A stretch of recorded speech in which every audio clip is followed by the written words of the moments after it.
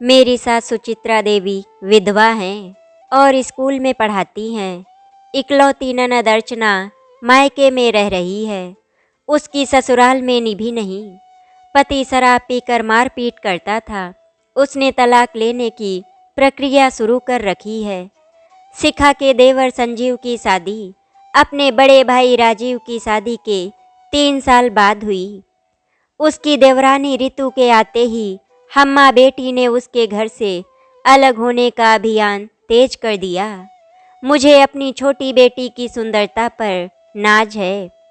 राजीव उसके रंग रूप का दीवाना है। शादी के साल भर बाद एक बेटे की माँ बनने के बावजूद शिखा गजब की खूबसूरत नजर आती है। घर गृहस्थी तब पनपी जब मैं संयुक्त परिवार से अलग हुई। सच, मन चाहे ढंग से जिंदगी जीने का अपना अलग ही मजा है। अपनी दोनों बेटियों की खुशियों को ध्यान में रखते हुए मैंने हमेशा चाहा कि वे भी जल्द से जल्द ससुराल से अलग होकर रहने लगे। मेरी बड़ी बेटी सविता ने अपनी शादी की पहली वर्षगांठ अपने फ्लैट में मनाई थी। उसकी नौकरी अच्छी है, इसीलिए अलग होने में उसे ज़्यादा दिक्कतों का सामना नहीं करना पड़ा। छोटी बेटी शिखा ज़्यादा पढ़ी नहीं है। वो शादी से पहले एक कंपनी में रिसेप्शनिस्ट थी। अपनी सास व पति की इच्छा को ध्यान में रखकर उसने शादी के बाद नौकरी नहीं की।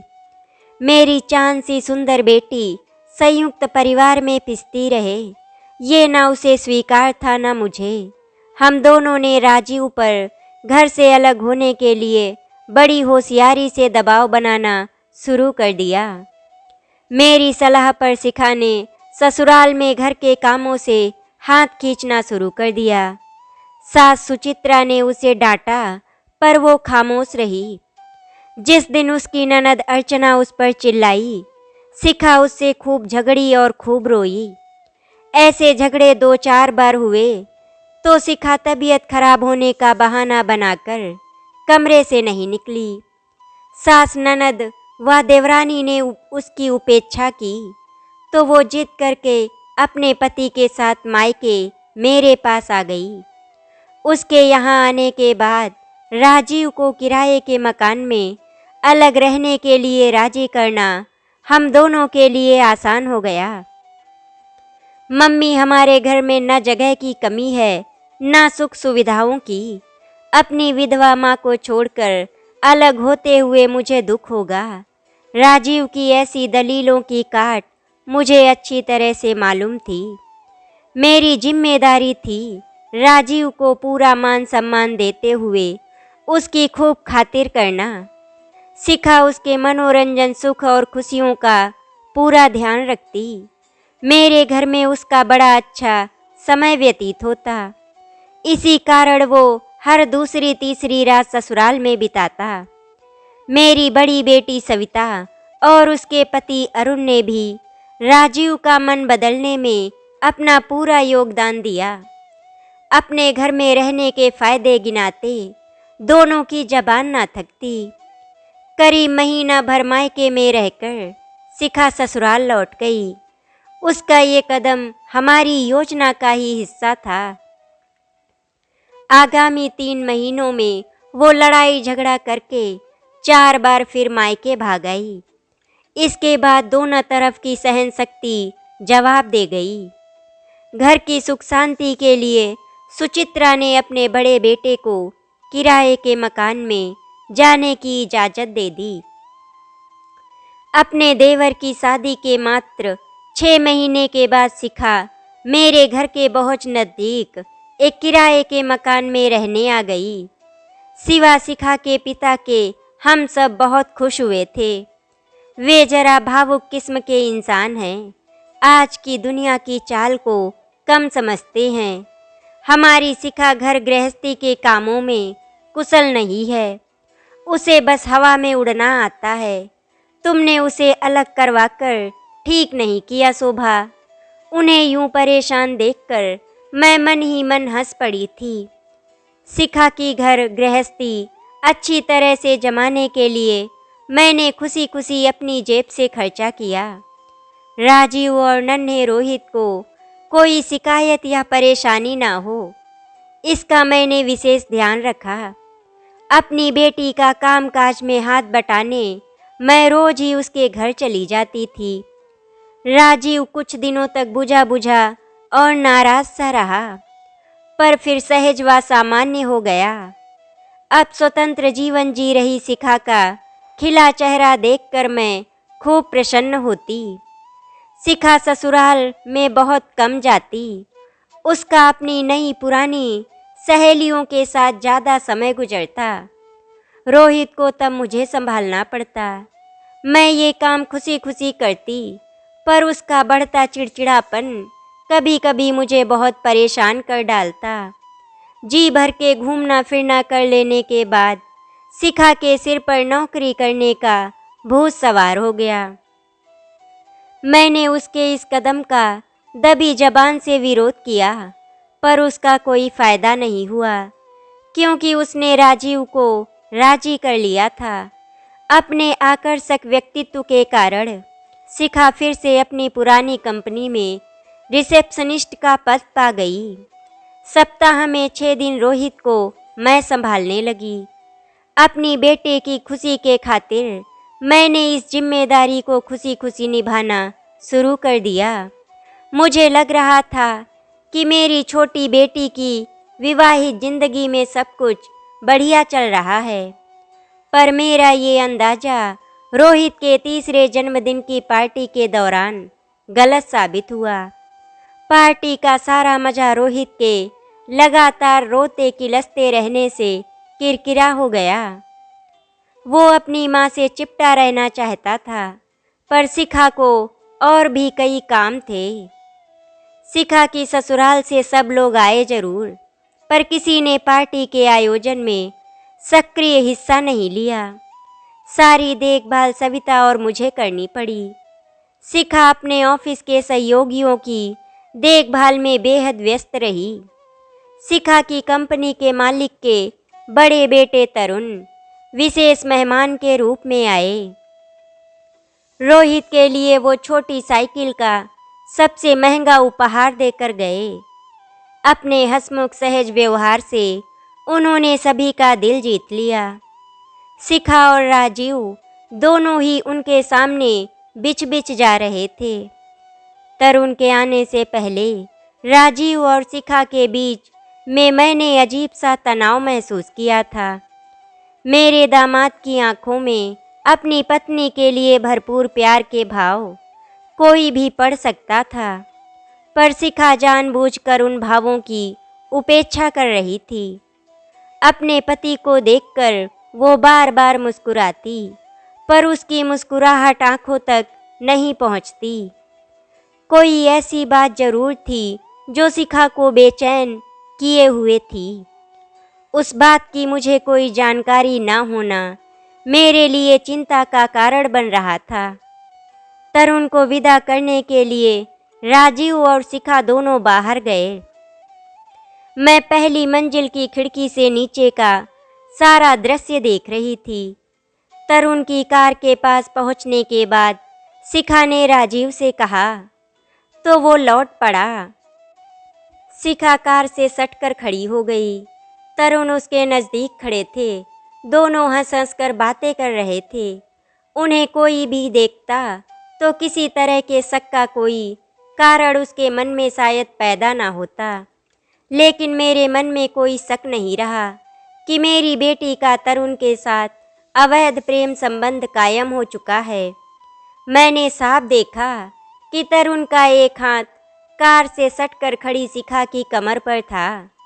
तरुण की इस हरकत को सामने से आता इंसान नहीं देख सकता था, पर पहली मंजिल की खिड़की से मुझे सब साफ नजर आया।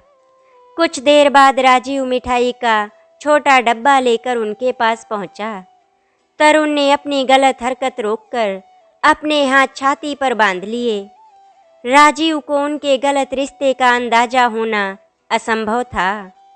उस रात मैं बिल्कुल नहीं सो पाई। राजीव शिखा को बहुत प्यार करता था। शिखा के तरुण के साथ बने अवैध प्रेम संबंध को वो कभी स्वीकार नहीं कर पाएगा, मुझे मालूम था। अवैध प्रेम को छिपाए रखना असंभव है। देर सवेर राजीव को भी इसके गलत संबंध की जानकारी होनी ही थी। तब क्या होगा, इस सवाल का जवाब सोचकर मेरा कलेजा कांप उठा। राजीव अपनी जान दे सकता था तो शिखा की जान ले भी सकता था। कम से कम तलाक तो दोनों के बीच जरूर होगा। अपनी बेटी के घर के बिखरने की यूं कल्पना करते हुए मैं रो पड़ी। शिखा ससुराल से अलग ना हुई होती तो ये मुसीबत कभी ना आती। अलग होने के इस बीज के अंकुरित होने में मेरा अहम योगदान था। उस रात करवटें बदलते हुए मैंने खुद को अपनी उस गलत भूमिका के लिए खूब कोसा। मैंने कभी नहीं चाहा था कि मेरी बेटी का तलाक हो और वो 40 साल के अमीर विवाहित पुरुष की रखैल के रूप में बदनाम हो। मेरी मूर्ख बेटी अपनी विवाहित जिंदगी की सुरक्षा पर मंडरा रहे खतरे को समझ नहीं रही थी। उसे सही राह पर लाने की जिम्मेदारी मेरी ही थी और इस कार्य को पूरा करने का संकल्प पल पल मेरे मन में मजबूती पकड़ता गया। मैंने राजीव की माँ से फ़ोन पर बातें की। बहन जी, मैंने कल की पार्टी में रोहित को पूरा समय रोते ही देखा। उसका स्वास्थ्य ठीक नहीं रहता, वो दुबला भी होता जा रहा है। ऐसी इधर उधर की कुछ बातें करने के बाद मैंने वार्तालाप इच्छित दिशा में मोड़ा। ये सब तो होना ही था क्योंकि आपकी बेटी के पास उसका उचित पालन पोषण करने के लिए समय ही नहीं है। सुचित्रा की आवाज़ में फौरन शिकायत के भाव पैदा हो गए। उसके पास ना समय है और ना ही बच्चे को सही ढंग से पालने की कुशलता। ये बात आपको बड़ी देर से समझ आई। सुचित्रा की आवाज़ में रोष के साथ साथ हैरानी के भाव भी मौजूद थे। ठीक कह रही हैं आप, हम सबकी गलती का एहसास मुझे अब है बहन जी। मेरी एक प्रार्थना आप स्वीकार करेंगी? कहिए। उनका स्वर कोमल हो उठा। मेरी मूर्ख बेटी को वापस अपने पास आने की इजाज़त दे दीजिए। अपना गला रूंध जाने पर मुझे खुद को भी काफ़ी हैरानी हुई। ये घर उसी का है, पर उसने लौटने की इच्छा मुझसे जाहिर नहीं की। वो ऐसा जल्दी करेगी, मैं उसे समझाऊंगी। उसका यहाँ हमेशा स्वागत होगा बहन जी। हम सबको बहुत खुशी होगी। इस बार भावावेश के कारण सुचित्रा का गला रूंध गया। उस पूरे हफ्ते मैंने अपनी बेटी की जासूसी की। उसने 2 बार रेस्तरां में तरुण के साथ कॉफ़ी पी। एक बार लंच के बाद छुट्टी करके शहर के बाहरी हिस्से में बने सिनेमा हॉल में फिल्म देखी। इन अवसरों पर तरुण उसे घर से दूर मुख्य सड़क पर कार से छोड़ गया। इन 5 दिनों तक रोहित के नाना ने उसे संभाला।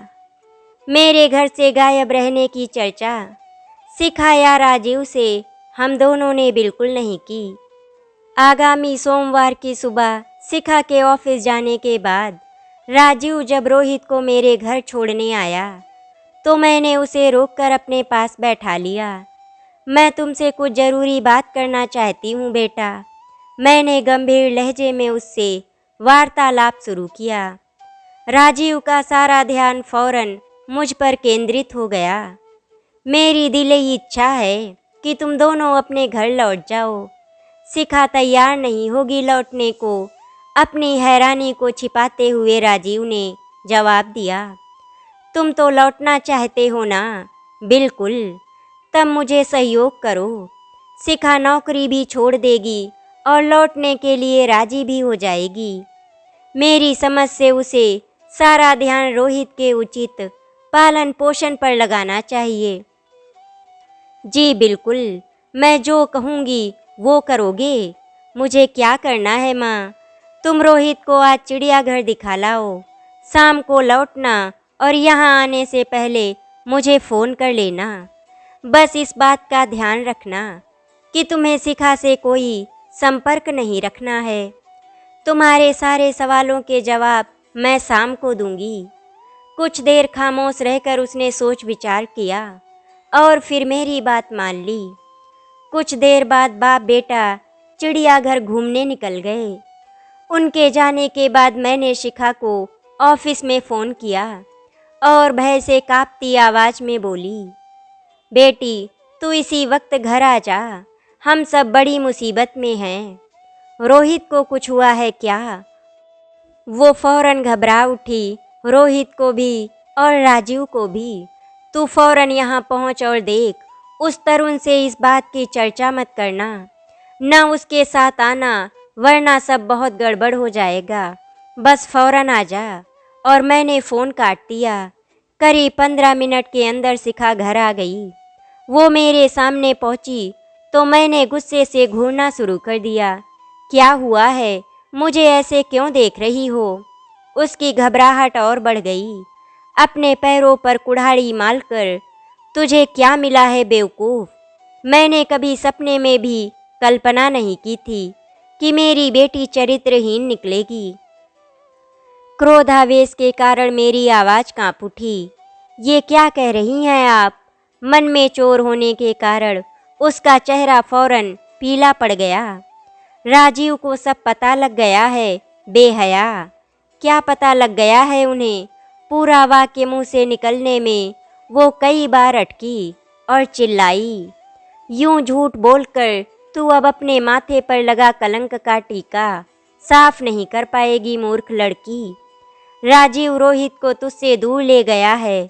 उसने तुम्हें अपनी व अपने बेटे की जिंदगी से बाहर निकाल फेंकने का निर्णय ले लिया है।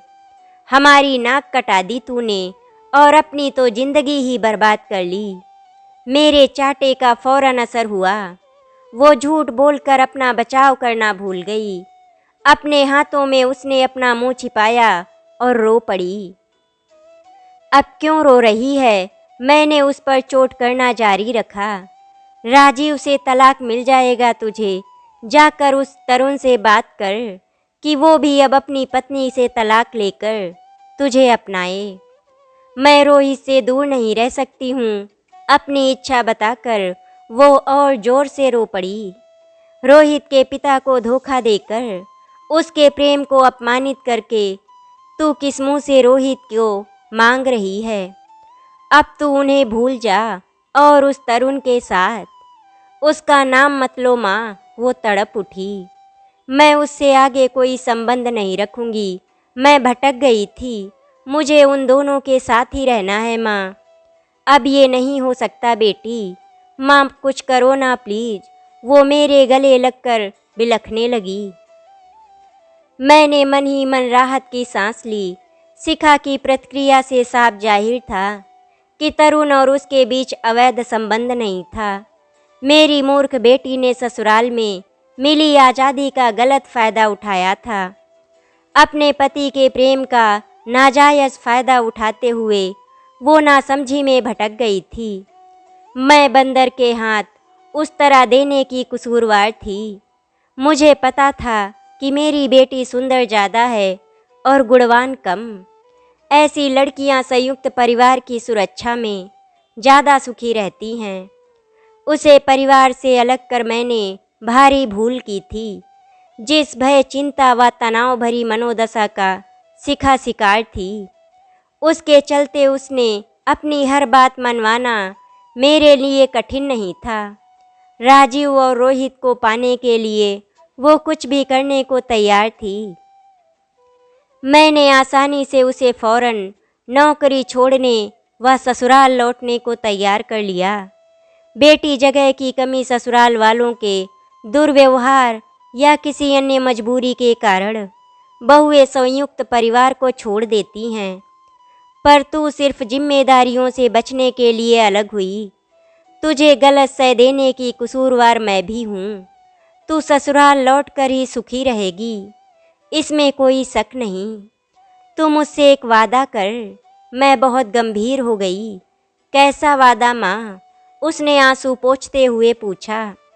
यही कि इस बार लौटकर तुम अपने उत्तरदायित्वों को सही तरह से निभाओगी, अपने संयुक्त परिवार की मजबूत कड़ी बनोगी। बनूंगी माँ, उसने जोर से कहा। मैंने आगे झुककर उसका माथा चूमा और भावुक लहजे में बोली, अब सच बात सुन, जिस व्यक्ति ने मुझे तरुण और तुम्हारे बारे में बताया है वो राजीव नहीं है, और उसने भूल सुधार फौरन न होने की स्थिति में सब कुछ राजीव को बताने की धमकी भी दी है। क्या? कौन है वो व्यक्ति? उसने परेशान लहजे में पूछा। उसका नाम मत पूछ, बस अपने आप को बदल डाल बेटी, और अपने विवाहित जीवन की सुरक्षा व खुशियों को फिर कभी अपनी मूर्खता व नासमझी द्वारा दांव पर मत लगाना। इस बार तुम बच जाओगी, पर भविष्य में नहीं। उसने मेरे मुंह पर हाथ रखकर मजबूत स्वर में जवाब दिया। भविष्य में ऐसी भूल कभी नहीं दोहराऊंगी माँ, पर तुम्हें विश्वास है कि सब जानने वाला वो इंसान अपना मुंह बंद रखेगा? हाँ बेटी, मैंने उसे अपनी छाती से लगाया और मौन आंसू बहाने लगी, क्योंकि अपने द्वारा की गई भूलों का कड़वा फल सामने आया देखकर मैं खुद को काफ़ी शर्मिंदा महसूस कर रही थी। आशा करती हूँ आपको हमारी कहानी अच्छी लगी होगी। अगर आपको हमारी कहानी अच्छी लगी तो वीडियो को लाइक एंड शेयर करें, चैनल को सब्सक्राइब करें। वीडियो देखने के लिए आपका धन्यवाद।